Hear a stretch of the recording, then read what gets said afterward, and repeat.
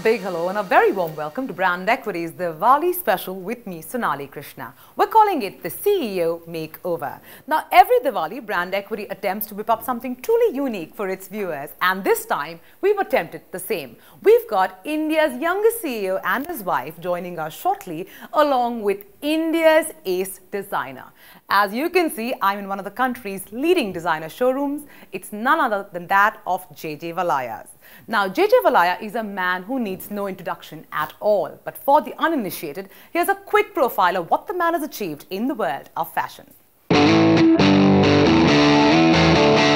A renowned fashion designer with over 20 years of experience in the business, a founding member of the Fashion Design Council of India, a fine arts photographer, and the first global brand ambassador of crystal giant Swarovski.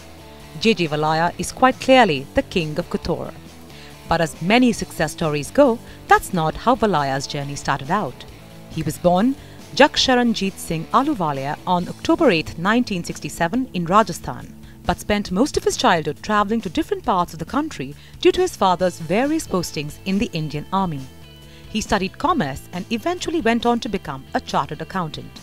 At a time when there was no Indian fashion designers in the country, JJ, a young disillusioned CA, joined the National Institute of Fashion Technology and graduated in 1991. In 1992, along with his older brother TJ Singh, JJ Valaya founded the House of Valaya with the launch of his couture label. And the rest is history. With his countless awards, endless fashion shows and several labels, he has dressed some of the biggest names in the world, from various GCC royals to celebrities including Joseph Fiennes, Kate Blanchett, Hrithik Roshan and Kareena Kapoor. The man is here himself, JJ Valaya. Thank you so much for joining us on Brand Equity. Truly a pleasure. My pleasure, actually. It's an interesting thing to be on a business show. JJ, you know, everybody knows who you are and what you've achieved in the fashion world. But, you know, let's go back in time and tell me, when you were a struggling designer, what does it take for designers today to make a mark globally? When we started, the industry did not exist. Right. So the beauty of it was that we were actually learning from our own mistakes, which is something magical about it. Right. There were no benchmarks to follow. Certainly no TV channels. There was only Doordarshan. Right. There was no internet. There were no glossies. There was nobody writing about fashion because it didn't exist. Sure. So you're talking about a world which was absolutely barren. Right. And then we sort of thought, okay, it'll be nice to put our names on clothes and hope that people buy them. Well, it paid off. It kind of worked. Today, a designer's advantages are huge because you can actually have multiple platforms to launch you.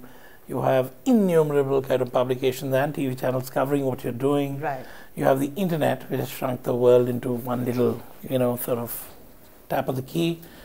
There and now, it's a different world. I want to talk a little bit about, you know, the Diwali season and how it works for you as, you know, one of the ace designers of India. Is a bevy of activity surrounding you during this festive period?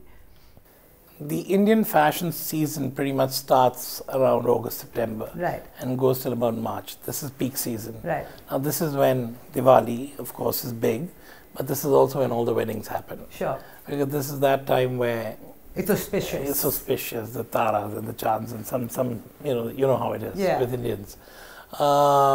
But Indians love to dress up. I mean, that's a fact, and there's nothing wrong in that. Absolutely. I mean, at least we are living a life less ordinary, which is what I always call it. Right. Otherwise, we're living in our jeans and t-shirts and everything all our lives. So yes, it is. It is indeed a very hectic time. But having said that, more and more Indians are dressing well through the year. Okay. So it's not like a phenomena that Diwali, so we are going to go all the way. Okay. Otherwise, let it be. But Diwali, of course, is a very important. So, JJ, I'm going to tell you a little bit about, the couple that's going to be joining us shortly. He is the CEO of Air Asia. His name is Mithu Chandalia. He's India's youngest CEO. He's all of 33. Extremely good looking, a former ramp model.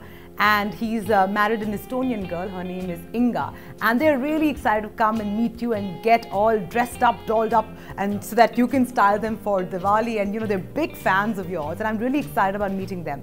But for all of you who want to know how Mithu Chandalia made it as CEO of Air Asia at 32, here's a quick profile of how his journey began till date. A former model, husband and father of 3, an MBA graduate, entrepreneur and now CEO of Air Asia India. quite a handful of roles, and Mithu Chandeliya has achieved all of that at a young age of 33. The youngest CEO of India Inc., Chennai-born Mithu, made news and how when AirAsia Global CEO Tony Fernandes named him the pilot of the India operations. While aviation may be virgin territory, Chandeliya boasts of a remarkable CV, having sold his startup SOS in 2001 for a whopping £1.2 million. At 24, he was the youngest GM at Ingersoll Rand and was involved in a decision to shut down the company's Colorado plant and move it to Mexico.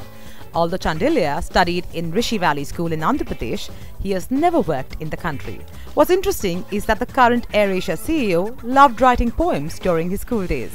But unfortunately, we can't tag him as India's most eligible bachelor.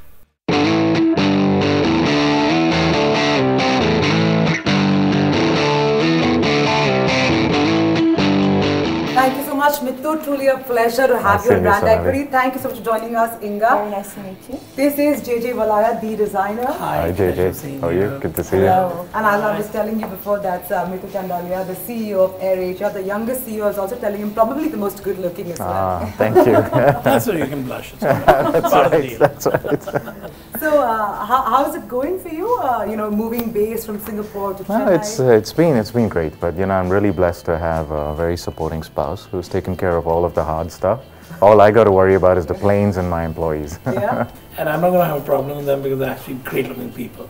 So that kind of makes my job easier. So we've read so much about you just recently, a couple of days ago in a newspaper, and we're like very excited to meet you in person and come to Delhi and see your showroom and try out some exquisite pieces. And I'm glad you're here, and I think we're going to have a lot of fun now. I can't wait. So while Mithu, Inga and JJ are getting acquainted, we're heading into a short break. But coming up, we're going to see a bevy of activity with Inga and Mithu trying our clothes and JJ, of course, critiquing it.